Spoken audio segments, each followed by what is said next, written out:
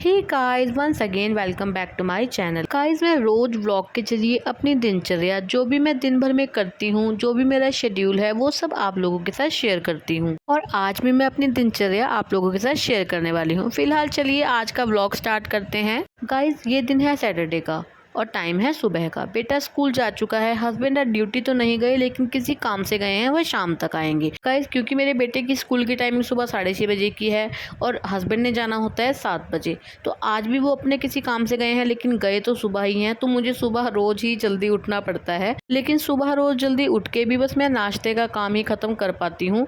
मैं उसी में उलझी रह जाती हूँ गाइस, क्योंकि 6:30 बजे तक बेटा जाता है, उसके बाद जाते हैं हस्बैंड, और मैं तो इतनी जल्दी सुबह नाश्ता नहीं करती। इसीलिए मेरा जब तक नाश्ता नहीं बनता तब तक किचन भी साफ नहीं होती। फिलहाल तो मैं सुबह के छोटे छोटे कामों में लगी हुई हूँ, और इन कामों में ना मुझे रोज का 1 घंटा 1.5 घंटा लग ही जाता है।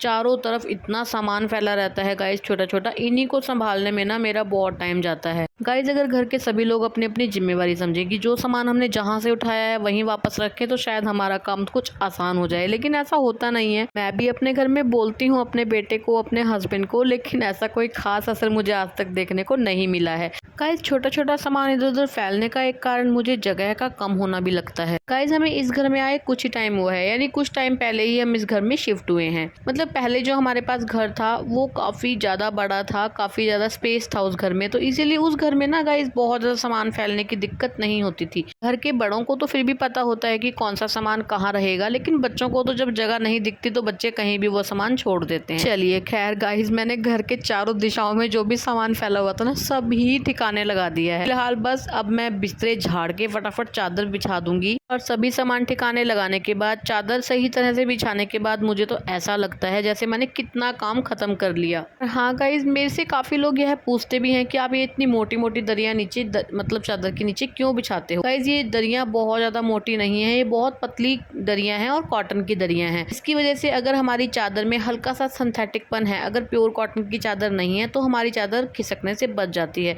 अगर कुछ ऊपर गिर जाता है तो मतलब सीधे ही गद्दे में जाने से पहले दरी उस चीज को सोख लेती है। इसीलिए मैं देखो दोनों बेड पर जो है दरियां बिछानी पसंद करती हूँ। चलिए खैर, अब मैं आ गई हूँ दूसरे रूम में, और उस रूम की चादर तो मुझे नहीं बदलनी थी। मैंने अभी 1-2 दिन पहले ही उस रूम की चादर को बदला था, लेकिन इस रूम की चादर को बदलना आज जरूरी था, तो मैंने इसको आज बदल दिया है। गाइस, अक्सर मैं तीसरे चौथे दिन चादर को बदल देती हूँ, लेकिन अभी बरसात का मौसम चल रहा है, कपड़े सुखाने तो पहले ही मुश्किल पड़ रहे हैं। सूख तो जाते हैं लेकिन स्मेल हो जाती है कपड़ों में। इसीलिए ना गाइस, मैं काफी दिन से टाल रही थी कि कल बदलूंगी, परसों बदलूंगी, लेकिन आज तो बस मैंने चादर उठा के बदल ही दी है। वैसे तो हमारा ये रूम बहुत कम यूज होता है, और चादर भी चाहे महीना भी बिछी रहने दो तो भी चादर बिल्कुल भी गंदी नहीं होती, लेकिन बस मेरा खुद का मन गाइस मानता नहीं है, तो मैं बदल देती हूँ। चलिए, नीचे सभी सामान उठाने के बाद, दोनों बेडरूम सेट करने के बाद मैं आ गई हूँ ऊपर। नहीं तो थोड़ी देर में और रुकती तो ऊपर धूप हो जाती।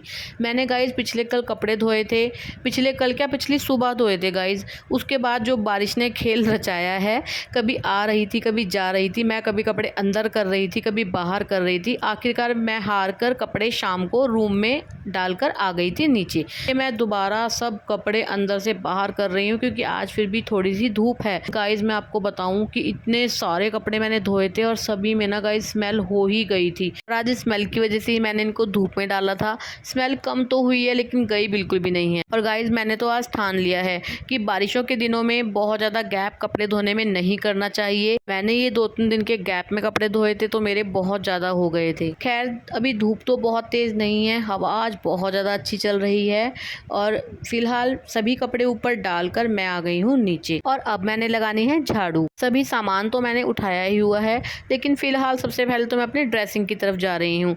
गाइस, जिस बिंदी की गारंटी 3 से 4 दिन न उतरने की होती है, वो मेरे इस माथे पर 3 से 4 मिनट भी टिक नहीं पाती। मैं दिन में कम से कम 4 से 5 बार बिंदी लगाती हूँ, वो फिर उतर जाती है गाइस, क्योंकि गर्मी ही इतनी ज़्यादा है। गर्मी का भी कसूर नहीं है, मुझे ही मतलब गर्मी बहुत ज़्यादा लगती है। मुझे थायराइड है, इसी वजह से मुझे पसीना भी बहुत ज़्यादा आता है, जिसकी वजह से मेरी बिंदी माथे की बजाय पता नहीं कहाँ कहाँ लगी होती है। चलिए खैर, मैं भी कैसी कैसी बातें लेकर बैठ जाती हूँ। चलिए गाइस, आजकल ना ज़्यादातर न्यूक्लियर फैमिली हैं, जॉइंट फैमिली आजकल कम ही हैं।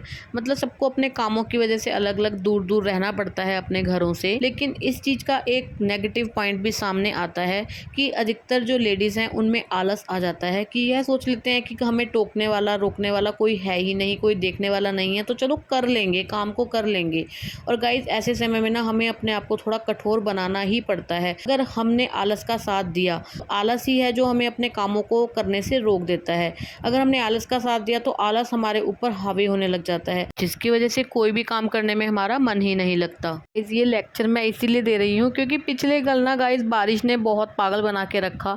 मैं ऊपर नीचे करके मतलब मेरा सारा शेड्यूल बिगड़ गया था। तो इस चक्कर में ना मैं इतना ज़्यादा परेशान हो गई थी, ना मेरी रात को नींद पूरी हुई और बस आज तो मेरा मन ही नहीं कर रहा था कि मैं कोई काम करूं। और ऐसी कंडीशन में तो गाइज मैं अपने आप को चैलेंज करती हूँ। अगर मैं अपने आप को चैलेंज ना करूं तो सच में मैं बिस्तरे में बैठ जाऊं कि मैं तो कोई काम नहीं करती। मैं अपने आप से बोलती हूँ कि बस इतने से काम से डर गई, तब जाकर मैं कोई काम कर पाती हूँ। फिलहाल सारी जगह मैंने झाड़ू लगा ली है और अब मैं आ गई हूँ किचन में। मैंने सुबह नाश्ते में बनाए थे चने, यानी ब्लैक चने। तो बस अब मुझे चावल बनाने थे गाइज, क्योंकि बेटा भी स्कूल से आने वाला है और आते ही वह मांगेगा खाना। तो उसी हिसाब से मुझे चलना होता है। बेशक मैं अपना कोई काम भी छोड़ दूं, लेकिन खाने का काम मुझे टाइम पे ही करना पड़ता है। चलिए, एक तरफ मैंने चावल छोंक दिए हैं, झाड़ू मेरी लग ही चुकी है। जितनी देर में ये चावल बनेंगे, एक तरफ पड़े हैं मेरे बर्तन थोड़े से ही हैं, तो फटाफट मैं इतनी देर में बर्तन भी मांज दूंगी।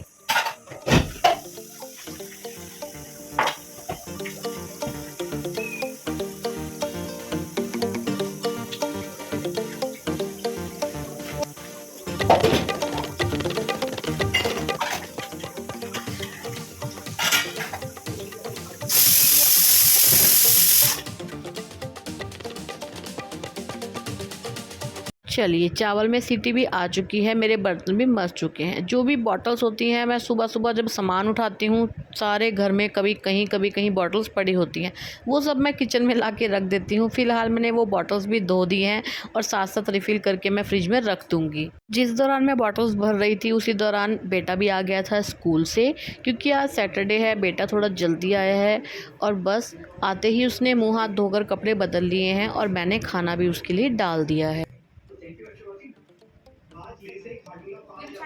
मेरे हाथ पड़ने वाला था खजाना। इस बारिश से ये कपड़े क्यों उठाए? लेकिन ट्विस्ट ये है कि आपको दूसरा हाथ नहीं लगा है। क्या करोगे?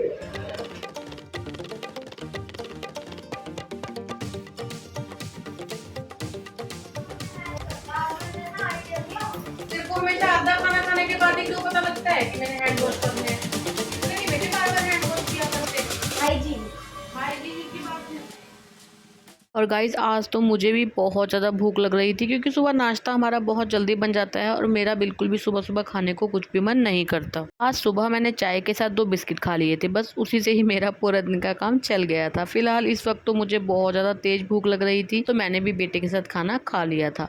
फिलहाल बेटा तो खाना पीना खाकर सो गया है और अब बस आपने देखा होगा कि मैंने सिर्फ झाड़ू मारी थी, उसके बाद मैं किचन में लग गई थी। आज मेरा पोछा रह ही गया था गाइस। शेड्यूल थोड़ा बिगड़ ही जाता है और बस अब खाना खाने के बाद तो सभी को आलस आ जाता है। मेरा भी मन था कि बस अब मैं सो जाऊं, लेकिन गाइस अगर मैं आलस मान जाती तो पोछा रह जाता। वैसे तो आज बहुत ज़्यादा गंदा नहीं था घर, लेकिन अगर पोछे को अवॉइड कर दो तो मेरे मन में तो बेचैनी बनी रहती है। मैंने हाथ से ना मार के आज वाइपर से पोछा मार दिया गाइस। ऐसे मैं वाइपर से पोछा मारना कम ही पसंद करती हूँ, लेकिन एक बात तो है कि जहाँ तक हाथ नहीं जाता वाइपर उतनी अंदर तक चला जाता है, यानी फर्नीचर के नीचे अंदर तक पोछा मारना आसान हो जाता है वाइपर से। और गाइस वैसे भी आज सुबह से मैं काम में लगी हूँ, मैं पसीने से पूरा भीग चुकी थी, तो अभी मुझे नहाना भी था। वैसे तो मैं सुबह ही नहा लेती हूँ, गर्मियों में तो गाइस मैं 3-3 बार नहा लेती हूँ, सुबह भी, दोपहर में भी और रात में भी।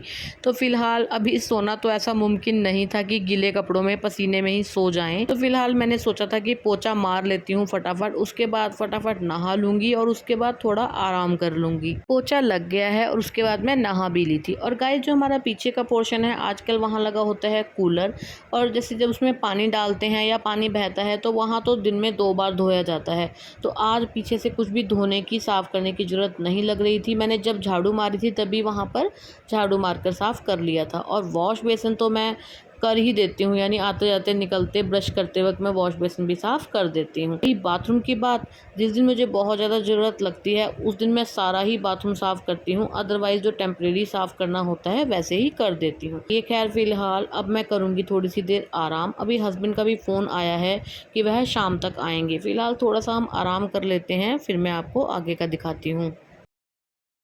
चलिए, अब ये क्लिप है इवनिंग की। बेटा भी सोकर उठ चुका है और हस्बैंड भी आ गए हैं। फ़िलहाल ये है फ्रूट टाइम। मेरा तो ये टी टाइम है, लेकिन हस्बैंड ने फ्रूट टाइम में कन्वर्ट कर दिया है। मैंने हस्बैंड को बोला कि चाय बना के ले आऊँ, हस्बैंड ने कहा बिल्कुल भी नहीं, फ्रूट लेकर आओ। गाइस, मैं तो फिर भी कभी कभार शाम को चाय पी लेती हूँ, लेकिन हस्बैंड को बिल्कुल भी पसंद नहीं है। फ़िलहाल फ्रूट्स काट कर मैं दे आई हूँ। अब मैं आ गई हूँ ऊपर, क्योंकि सभी काम करके मैं तो आराम फरमाने लग गई थी। कपड़े ऐसे ही रह गए थे क्योंकि आज बहुत ज़्यादा तेज़ धूप नहीं थी, तो इसीलिए मैंने भी इग्नोर कर दिया कि चलो कोई बात नहीं, कपड़ों का रंग उतरने का कोई खास डर है नहीं। मतलब अगर धूप में काफ़ी देर कपड़े पड़े रहें तो कपड़ों का रंग उड़ जाता है। तो आज तो खैर बहुत तेज़ धूप नहीं थी। अब ये कपड़े उतार के मैं लेकर जाऊंगी नीचे। उसके बाद सोचूंगी डिनर के बारे में कि डिनर में क्या बनाना है, और इसके अलावा भी इवनिंग के ढेर सारे काम। चलिए खैर, यह सब तो हमें करने ही है और हम खुशी खुशी करेंगे। इसलिए नहीं कि यह सब मजबूरी है, बल्कि इसलिए कि यह हमारा कर्तव्य है। चलिए, मैं सभी कपड़े उतार के ले जाती हूँ नीचे और इस व्लॉग का करती हूँ यहीं पर एंड। आपको मेरे व्लॉग्स कैसे लगते हैं मुझे कमेंट करके जरूर बताइएगा। अगर आपको मेरा आज वाला ये व्लॉग अच्छा लगा हो तो प्लीज़ वीडियो को लाइक कीजिएगा, शेयर कीजिएगा, चैनल को सब्सक्राइब करना बिल्कुल भी मत भूलिएगा। मैं मिलती हूँ नेक्स्ट व्लॉग में, तब तक के लिए good bye and take care.